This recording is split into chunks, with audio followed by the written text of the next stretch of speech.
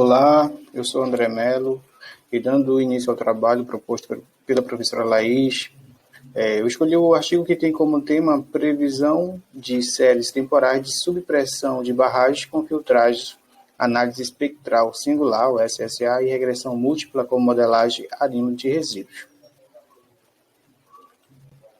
O objetivo do trabalho foi definir limites variáveis para alertas de subpressões, compondo uma metodologia para a usina hidrelétrica de Itaipu, com base em séries temporais de temperatura ambiente, temperatura da água e o nível do reservatório, identificando precocemente desvios do seu comportamento histórico, permitindo a antecipação de procedimentos de verificação local e manutenção, otimizando o trabalho da equipe de segurança da barragem.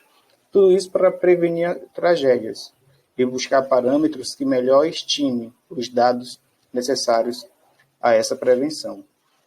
Bem, neste trabalho, o grupo de estudo, eles trabalharam com vários modelos estatísticos para fazer os testes, e dentre os quais eu irei destacar dois nessa apresentação, que é a análise espectral singular, SSA, e a média móvel integrada autorregressiva, a ARIMA.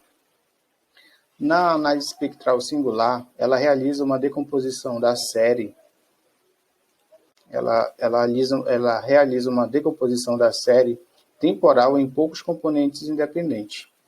Este método não exige o conhecimento sobre o modelo paramétrico da série temporal e pode ser aplicado em qualquer série com alguma estrutura potencial. Já a média móvel integrada autorregressiva, a ARIMA, é um modelo que se ajusta aos dados da série temporal para tentar melhorar os dados ou para prever pontos futuros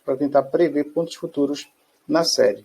Os modelos ARIMA são aplicados em alguns casos em que os dados mostram evidências de não estacionalidade, em que um passo inicial de diferenciação corresponde à parte integrada do modelo e pode ser aplicada uma ou mais vezes para eliminar a não estacionalidade.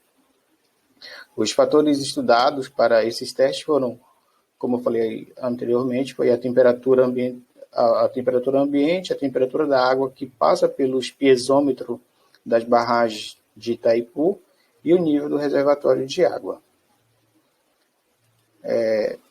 Nesse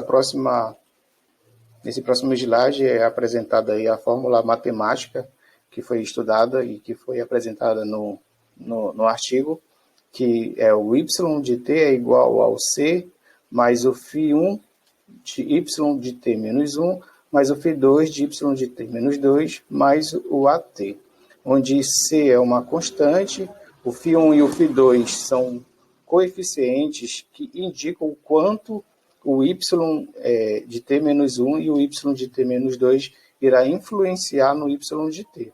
E o at é um choque estocástico aleatório. Essa foi a fórmula. Vamos analisar agora essas tabelas, que foram os testes que foram feitos pelo grupo de estudo. Ao observarmos a tabela 1, vemos que foram realizados testes de regressão múltipla para identificar a subpressão em função das três variáveis independentes, que falei agora há pouco. Com cada uma das periodicidades, chegando-se à conclusão de que, para o piezômetro em questão, a periodicidade mensal apresentou maior valor para o teste do R² ajustado. A tabela 1 apresenta o resultado de alguns testes, com e sem defasagem no tempo para a variável temperatura ambiente. Da série total de 96 meses, os primeiros 90 meses foram considerados a amostra para o ajuste do modelo e os últimos 6 para os testes.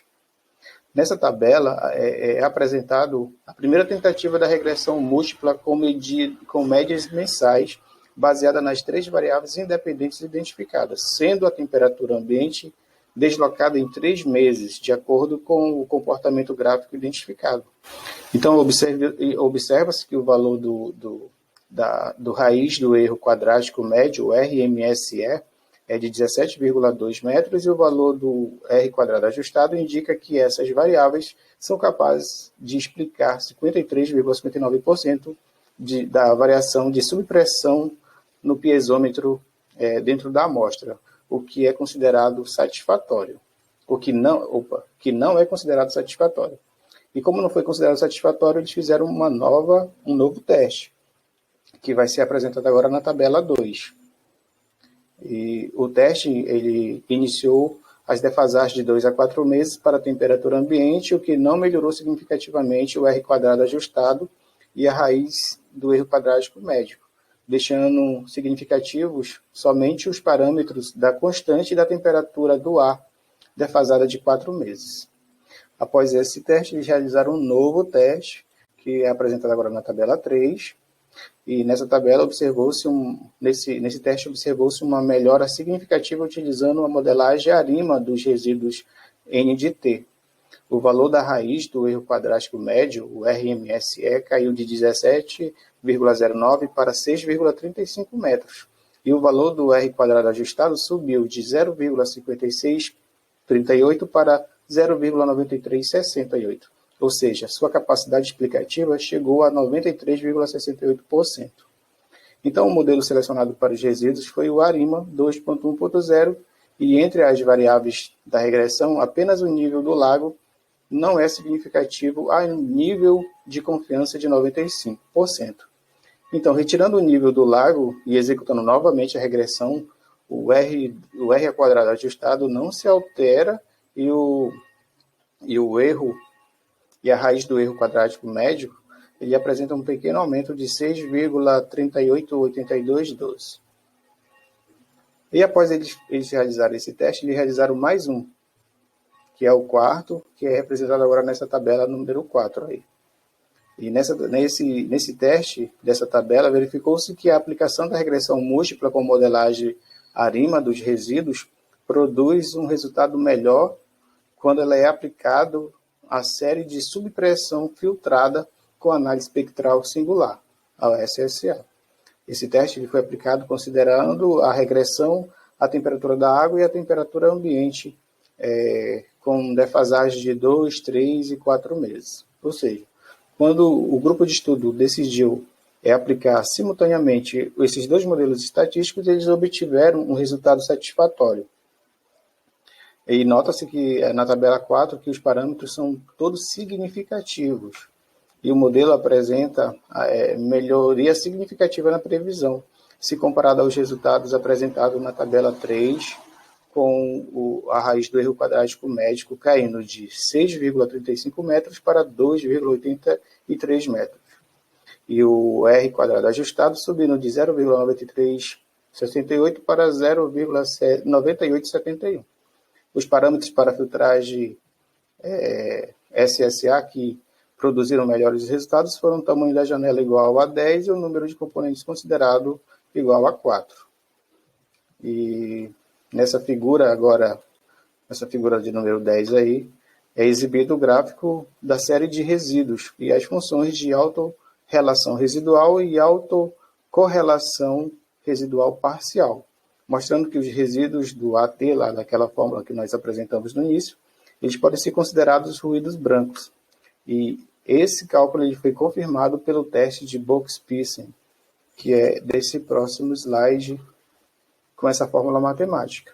Então, nesse estudo, para que se tivesse melhores parâmetros para prevenção de tragédias com relação às barragens da usina de Itaipu, o grupo constatou que a melhor forma era utilizando tanto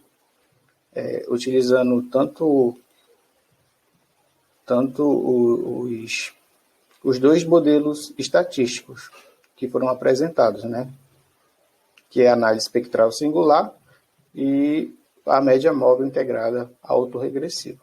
Esse foi o meu trabalho e muito obrigado.